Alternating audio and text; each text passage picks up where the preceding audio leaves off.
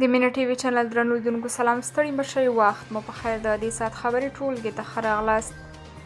طالبانو په تخار کې د مقاومت جبهې 2 نیول شوي کسان ووژل. تخار کې سیمه ییزې سرچینې وایي چې طالبانو په دغه ولایت کې د مقاومت جبهې 2 نیول شوي کسان په ډزو وژلي دي.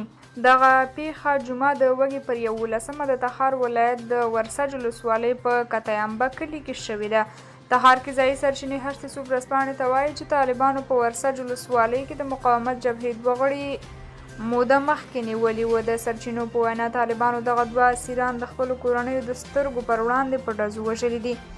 د ویلو ده چې په تیرو 2 اونیو کې د تخار ولایت په ورسج ولسوالۍ کې د مقاومت جبهې ځواکونو د طالبانو پر پوستو ګڼ بریدونه کړي دي چې له امله یې د دې ډلې ډیر شمیر کسان مړه او ټپیان شوي دي.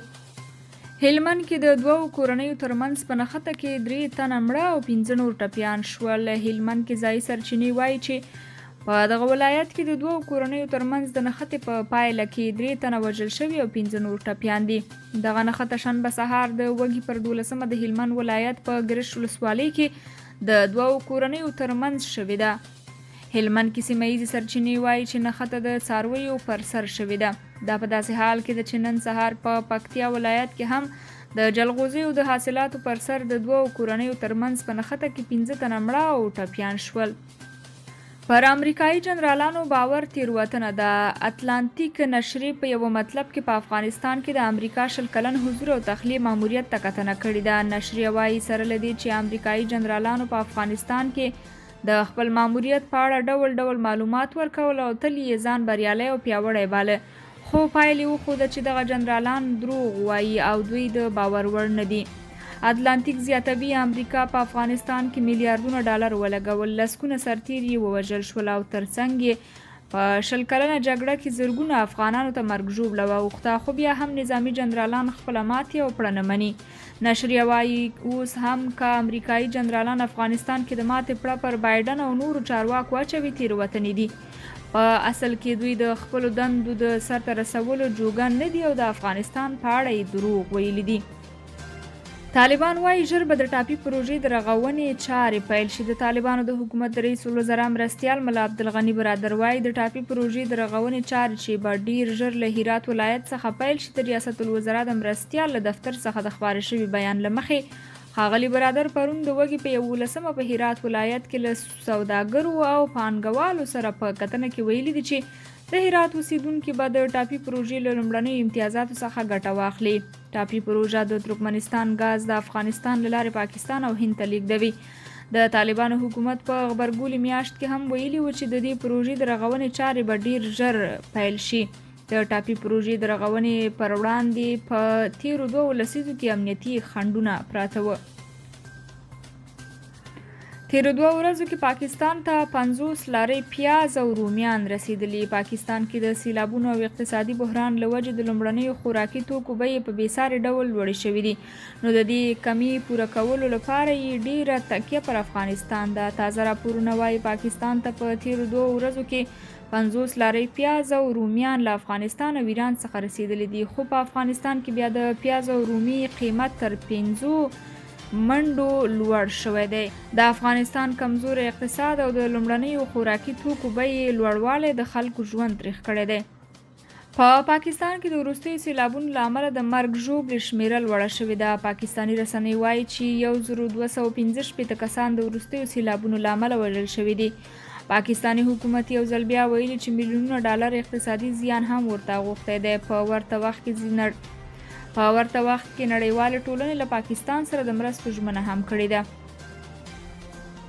پکتیا کې د جلغوزیو پر سر شخړه کې 15 کسانو ته مرګ ژوبله اوښتې. د پکتیا امنیتي چارواکي وایي نن سهار وختي د دغه ولایت په جانخیل ولسوالۍ کې د 2 کورنیو ترمنځ د جلغوزیو د غوټو پر سر شخړه شوې ده چې له کبله یې د دواړو لورو یو کس وژل شوی او 3 نور ټپیان دي. د پکتیا د امنیه قومندانۍ ویاند عمر بدري هم پیښه تاییدوي او وایي مرګ ژوبله یو لوري ته اوښتې ده. ایران وایي موږ په هر ډول سختو شرایطو کې د افغانانو ترڅنګ ولاړ یو. د ایران د بهرنیو چارو وزارت په تازه خپرې کړې اعلامیه کې په افغانستان کې د تاوتریخوالي پر وروستیو پیښو خواشیني څرګنده کړې ده او ټینګار یې کړی دی چې دوی دغه ډول بریدونه او د عامو افغانانو وژل بشر ضد جنایت بولي او په کلکو ټکو یې غندي. د ایران د بهرنۍ چارو وزارت وایي دوی په دې سختو شرایطو کې د افغانانو ترڅنګ ولاړ دي او د خپلې خواخوږۍ مراتب ورسره شریکوي. ایران همداراز وایي چې له افغانستان سره د ترهګرۍ او تاوتریخوالي د له منځه وړلو په برخه کې هم همکاري کوي. افغانستان د ښځو لپاره تر ټولو بد هیواد دی. د ملګرو ملتونو د وګړو صندوق استازی الکساندر بودیروزوا په یوه مرکه کې وویل چې دا نوې خبره نه ده. که زه ووایم په 2022 کال کې افغانستان د ښځو لپاره د نړۍ تر ټولو بد هیواد دی. بودیروزا وویل چې افغانستان په یو خطرناکه دوه لارې کې دی او وضعیت ډیر سخت دی. دغه هیواد نجونې او ښځې په پرله پسې ډول د خپلو حقونو له کمزورۍ سره مخ دي. نجونې ښوونځي ته نشي تللی او ښځې کار، مدني او سیاسي ګډون ته لاسرسی نه لري. هغې زیاته کړې ده چې 95% وګړي د بېوزلۍ تر کرښې لاندې ژوند کوي. 30% عاید کم شوي او د کال په اوږدو کې به 40% خلک بیکاره شي. د ملګرو ملتونو د وګړو صندوق استازي د افغانستان د روغتیایي او اقتصادي نظام سقوط په اړه اندېښنه وښوده. ویل د ترسره شوو څېړنو پر بنسټ مو موندلې چې تر 2025 کال پورې به شاوخوا 51,000 د میندو مړینه او 4.8 میلیونه ناغوښتل شوي امیدواري رامنځته شي.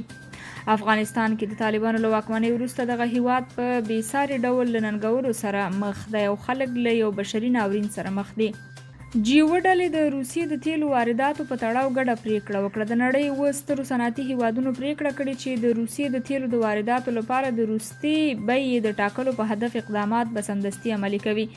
د نړۍ 7 ستر صنعتي هیوادونو یا جیو ډله وایي د روسیې د تیلو د وارداتو لپاره د یوې وروستۍ بیې د ټاکلو په اړه له اوږدو بحثونو وروسته پریکړه وشوه چې په دې برخه کې د دوی اقدامات به سمدستي عملي کیږي.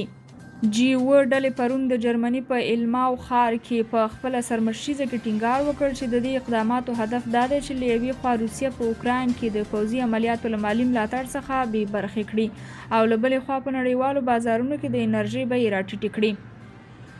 د جیو مشرانو وویل غواړي د دې ګډ اقدام له لارې مسکو ته پر اوکراین د غیر قانوني او غیر موجي یرغل په خاطر سزا ورکړي. د جیو په سرمشریزه کې د شوې موافقې له مخې د سمندر له لارې د روسیې د اومه تیلو او پټرولیم محصولاتو ته به یوازې په هغه صورت کې د تګ راتګ اجازه ورکړل شي چې د دوی له لورې په ټاکل شوي وي یا تر هغه هم په ټیټه بیه وپلورل شي. سرمشریزه موافقه کړې چې دا بیه به د څو هیوادونو په ګډون د یو لوی ائتلاف لخوا ټاکل کیږي.